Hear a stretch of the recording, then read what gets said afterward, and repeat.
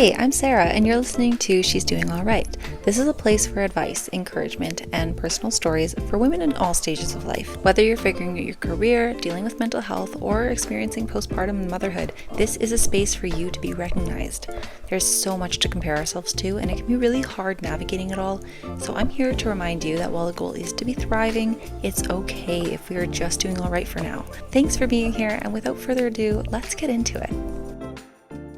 If you're watching this on YouTube right now, I look like I just got my mugshot taken or I'm in the process of doing so. I promise you everything's fine. We're just tired. What else is new? Anyway, it's April. Welcome to April. Welcome to Q2 and the common time of a spring clean. I love a good spring clean. I do them year round. I still call them spring cleans because I feel like regardless of the season, they put a spring in your step. So cleaning anything, don't get me wrong, I despise cleaning, but decluttering, that feels good. And then I need something and then I'm like, where did I put it?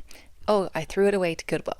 But anyway, that's now, wow, tangent started quick, right off the hop. Today we're talking about a mindset refresh, spring cleaning our mind. I think there's a lot of areas you can spring clean. And doing them regularly is good, but our brains and our mindset isn't something that we think of often. So this is a little bit inspired by the Artist of Life workbook. It's by a brand called Lavender, or a woman named Eileen Zhu, I believe her name is. I've been following her for over a decade on YouTube. I love her content. I listen to a podcast occasionally, but mostly her YouTube videos. And then this Artist of Life workbook is the only journal/planner that keeps me focused and on track.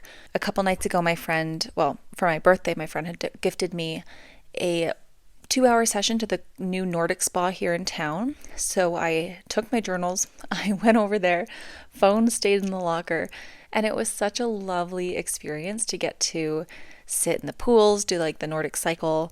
I actually really enjoyed it. I don't know if you ever tried it, but it's 20 or 15 minutes of heat, 5 minutes of cold, and then 20 minutes of rest.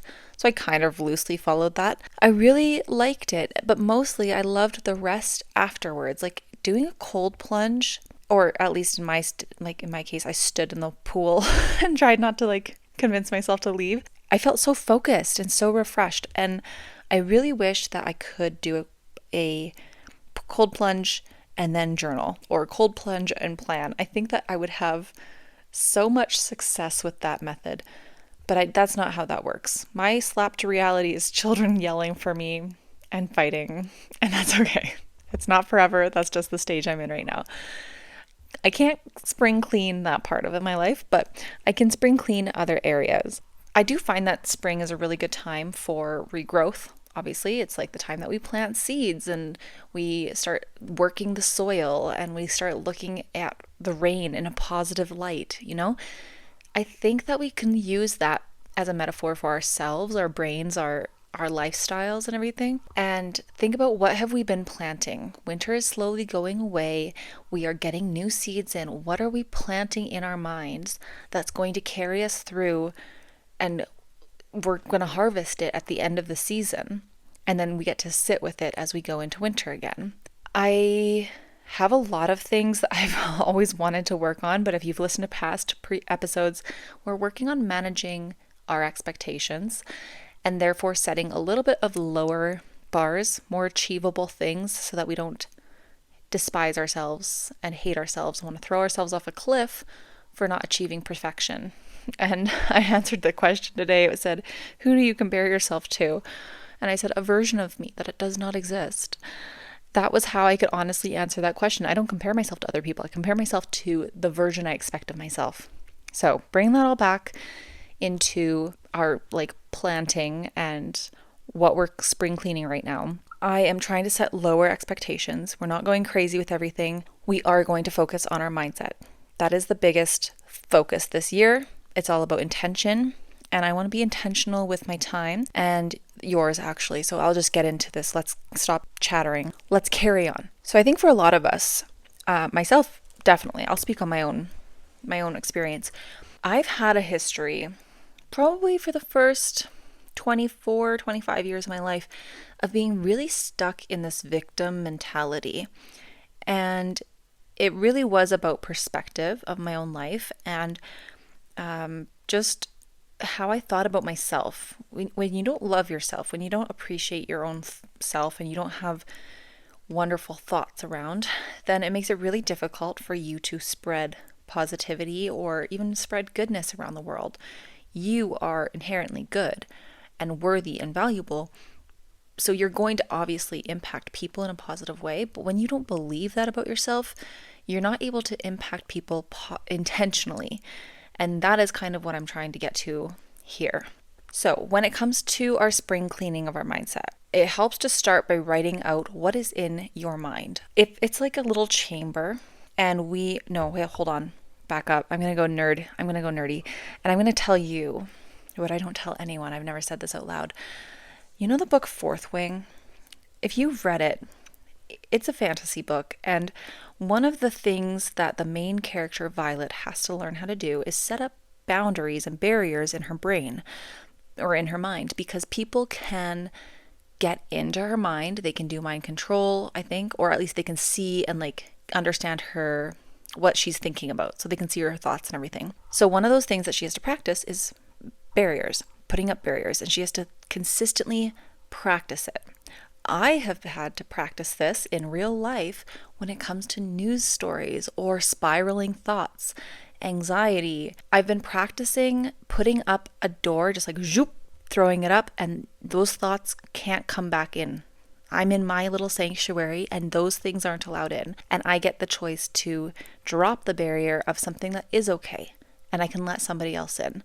We do it with our partners, we do it with relationships, we do it in like everything already without thinking about it, but again, being intentional about it. So if you were in our little sanctuary, what is in there with you? When we think about cleaning up our mindset, I would suggest getting a piece of paper and writing down, or in a journal, and write down what are the thoughts that are already going through there.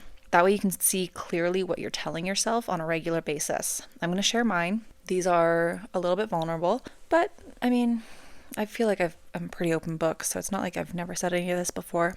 Actually, some of the last bits here, I don't think I've said those out loud, but we will today. So my negative self-talk, kind of in a few different areas. Around motherhood, I hear myself saying my kids deserve better.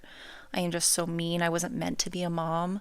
I'm just miserable. It might be a fact. I'm not, by the way. Let me clarify. I'm good right now. But in the past, that might have been a fact. That it still counts as negative self-talk, because if you're not doing anything to fix that, it's also an emotion, so it's temporary, and we're stating it like it's facts like all the time. When it gets to my life, when it gets difficult, I often yell, "I hate it here," or even today, "I'm sick of this." Those are things that are echoing around in my mind. They are in that little sanctuary of myself, right? And sanctuaries are supposed to be these beautiful spaces that keep us calm and grounded. If our mind is our sanctuary and this is what's going on in here, this isn't a good, productive space to create good or be good or all of these things, even though we are, again, inherently good. I want to make sure we keep that. And the last leg of my negative self-talk that I hear myself saying often is actually me projecting my inner child onto my kids. Now, these are hard for me to say out loud because I don't even like to admit that I think this, but these do go through my head and I correct them quickly. I don't know if I've said them. Well, I think I may have said one of these things often to my son, and I'm trying really hard to catch it and change the tone and then the wording. So the first thing that I think often is, "God, you are so incompetent," to a 3-year-old, okay? I'm thinking that when he can't open the door properly, or when he's not doing something I've asked him to do the first time right away properly. And the reason I know that this is actually my own self-talk is because I feel that way. Listen to any of my past episodes. They're all about how I just feel like inadequate and I'm not competent in my role as a mother or in anything I do. So I can think this towards my kid, but it's my own self-talk. The other thing is, why can't you do anything right? I don't say those, by the way. Those two I do not say out loud, but they go through my head when I'm very frustrated and he's not doing what I asked. This one is something I do say, and it's not necessarily bad, but "You're always in the way, move." I say this when he's going down the stairs or getting into the car. And I realized this is something that I say to myself because it's been told to me, or maybe not directly. Like I can't pin this on one person, but I know as a kid I was often feeling like I was in the way and I got very frustrated. Maybe if I just move out of the way, everything goes flowing easier or whatever. So now I'm projecting that onto my son when I'm frustrated with efficiency. And again, he's 3. So my first focus is to change my tone now when I speak to him and when I speak to myself. Well, I'll finish the last one that I think often as, my God, you're annoying. I have different reactions to this one. I get different reactions when people have heard me joke about it. Like when I say that my son is annoying, he's not. He's 3. 3-year-olds are pretty much just annoying in general, but they're also the best people on the earth. They're so funny and so creative and so insightful, but they're also like loud and like kind of stupid. Like it's just a lot. 3 is a lot. So when I think, oh my gosh, you're so annoying, I'm usually thinking that about myself at that age. I listened to this excellent podcast a couple days ago. I don't remember it, but I'm going to link it in the show notes below. And she said that she's a child psychologist, and after working with the kid for 1 or 2 sessions, she realized she had to start working with the parents because the children are rarely the issue. The parents are. It's the parents' delivery. And that is so humbling as a parent to hear. But when I look at my list of things that I tell myself and I recognize what version of it I'm giving off to my kid, I know that a lot of this was handed to me by my parents, and not because they told me this directly. Some of this maybe they did, but I think a lot of it is just stuff that I absorbed. I watched them think it to themselves, or I watched them act in a way that it described these kind of things, of whether they thought they were annoying or they thought, oh, I'm so stupid, to themselves. And now I'm hearing like, oh, well, I guess if the person I think is the coolest and smartest thinks they're stupid, then I must be an idiot. And that's how it gets passed down. That negative thought and that negative self-talk it becomes part of our DNA, unfortunately. However, we can change that. I feel like I had a thought and I didn't finish it. Well, it wouldn't be the first time. I think about my self-talk and changing my mindset, spring cleaning. Now, like I said, I've been doing this I spring clean all year. I've been working on this since January. And just noticing and observing all these things and thinking about what I say to my son or myself, or now even my daughter as she gets older, and all of that. So we have to make this decision to replace the negative things with positive beliefs. This is a line from the Artist of Life workbook. She says, what can you do to replace those negative thoughts with positive beliefs? And I'm very aware of her wording here. We didn't call them negative beliefs and we didn't call them positive thoughts. It's negative thoughts and positive beliefs. And I think that is very interesting because we want to choose to believe something that becomes part of our soul. Again, it kind of becomes part of our DNA. It becomes part of our aura, if you will. Like people recognize us for these thoughts that we have that we don't recognize in ourselves. It was very interesting because even I had a friend a couple weeks ago tell me, like, you're really hard on yourself. And I'm like, people keep saying that, but I don't really think I am. And she goes, well, I think it's just when you say things like, I'm not a good mom, or I don't deserve to be a mom, my family deserves better, or I wasn't meant to be a mom. That just sounds like you're being really hard on yourself and hypercritical. And I was thinking to myself about that, like, I don't think I've said that in a while, but my attitude probably has, whether I've said those words or not. And I do think at some level of myself, I still believe that, even like it's such a negative belief.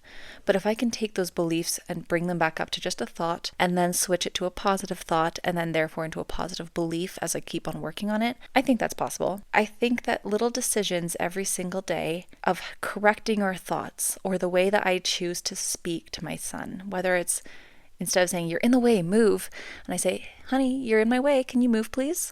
I'm still getting the message across, right? And I can change even the wording eventually, but we're starting with tone. That's like a little micro decision I'm doing. Moving into what are the positive beliefs that I'm personally doing to combat this negative self-talk. And these are beliefs that I have to look at regularly because I don't really believe them every single day all the time. The same thing with the negative ones. Like, I don't believe those every single day all the time, but the negative ones definitely come up a lot easier than the positive ones. So I have listed Some of them are like just opposites of what I've already written in the negative sense, and some of them are just extras that I would like to be known for to myself. These are things that I want to know of myself. So I have things like, I am a good mom. I enjoy motherhood. I can be happy on purpose. My expectations of my life can be adjusted based on changing circumstances. That one is really targeted towards the perfectionism and taking on too many things and setting too many high goals. This one is actually, I don't know where this was from, but I saw it on like a little video of some woman who won something, and she starts running down the street and they're like, we've got one more surprise. And she says, oh my goodness, it's so fun being me. And that line has stuck with me ever since. Can't tell you the video, couldn't tell you, I couldn't pick the face out of the crowd, but this line, I've written it down. It makes my soul sing a little bit. That thought of, it is so fun being me. I have a friend, my best friend for like the last 10 years. She is somebody that I think embodies this. Everywhere she goes, she's laughing, other people are laughing. Even when times are terrible, she's still laughing. She's a great time. She has like, brings joy all around her. It's just because she's fun. And she's funny. And I want that. I want to feel like it is fun being me. I want to incorporate fun into every single day. The other thing is that it is safe and fun to be seen. I am a pleasure to be around. That one I really don't quite believe. That one's a big one we have to work on. And then I carry peace and joy everywhere I go. That one I feel like I can tap into a little easier. The idea of being a pleasure to be around. I might feel it in the moment, but then as this, like the second I leave, and I know I'm not alone in this, I am in my head thinking of everything I said and the inflection I said it, and maybe I didn't say something I should have, or maybe I made an awkward pause and somebody's like thinking up from their end. I don't know.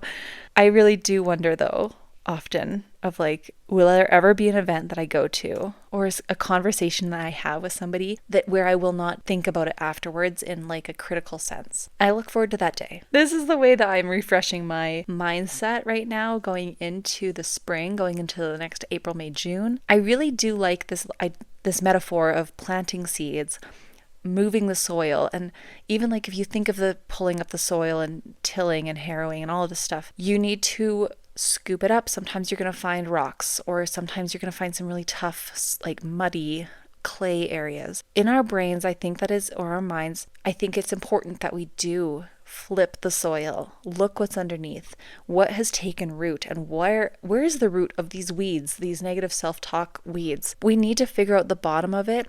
Changing the soil lets, like, it shines new light onto things. This would be very relevant for shadow work. If you've never heard of it, look into it. Shadow work, I really suggest Carl Jung. Great things even online, but also great books. Like following into that of planting a seed. These positive beliefs to me are the seeds. If I can water these seeds every day, aka look at them, read them, say them out loud if it works. I have these kids with me so I can like make it a game, right? Like I can make affirmations out of these that my kids and I say to each other, and it could become fun talking positively about my kids, about myself, about my life. And I'm not saying that we're going to ignore the negatives. Like, motherhood is hard. I will be the first to admit that. I will be the first to encourage someone if they're like, I think I don't want to have kids. I'm like, yeah, good. That's it. End of discussion. You might not want kids. And if you change your mind, you can change your mind. I will never tell somebody, well, you might change your mind. You know what? You might be happier if you don't. I don't know. But that doesn't mean I don't love my kids. I'm spiraling. It's fine. We're fine. You know what I mean. And if you don't know what I mean and you choose to misinterpret, that's fine too. You're entitled to your own opinion. Okay. Spring is coming. Let's plant some good seeds.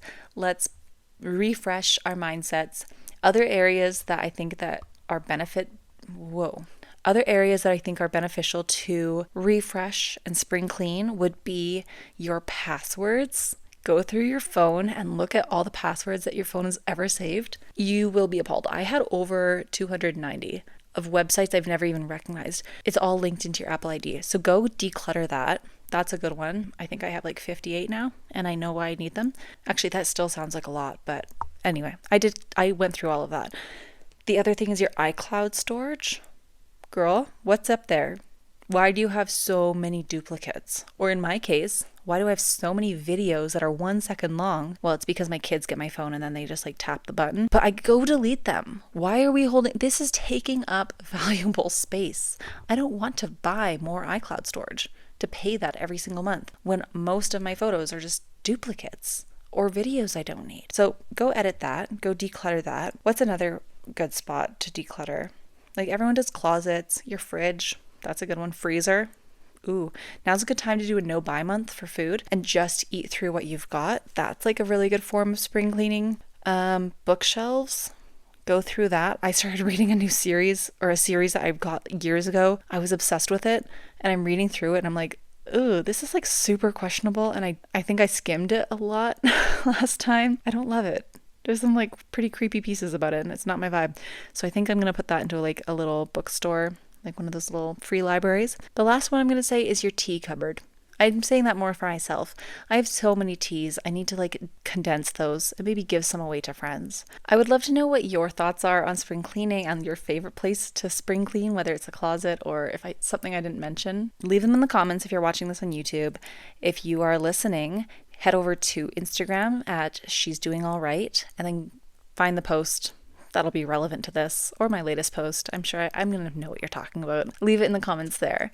If you want to follow the podcast for updates and everything, it's She's Doing All Right on Instagram. And then my personals are sarah.g.carter, and that's on Instagram and TikTok, which I'm back on. I re-downloaded those today. It's the first that I'm recording this. Next week, or maybe in a couple of weeks, I will have a little social media update about everything and like a review on my month off. But I want to give myself a chance to be back on to see if I notice differences.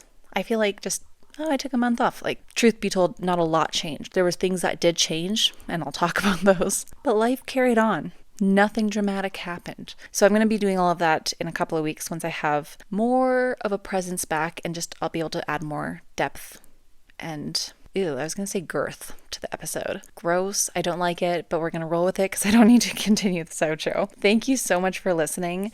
Do me a favor, grab a phone, grab a mirror, look at it inside, look at the girl and say, hey girl, you're doing all right. We're doing all right. I'm so proud of you. Proud of me for recording this. It's been a kind of a crazy day. I hope you loved it. If you hated it, if you loved it, let me know. I want to know either way so I can get better and continue posting valuable content for you. Valuable and entertaining. It's going to be a mix. It depends on how I'm feeling that week. Okay. As usual, we're delaying the outro. I love you. Thank you for being here. Have a great day. I'll see you in the next one. Bye.